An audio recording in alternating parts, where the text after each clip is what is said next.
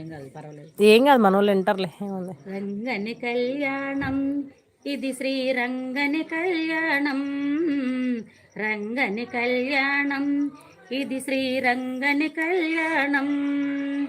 రంగరంగ వైభోగంగా జరిగే రంగని కళ్యాణం, కన్నవారికి కన్నుల పండుగ కమనీయ భాగ్యం. మానవ జన్మకు మహిళోమహితగా మంగళ వైభోగం.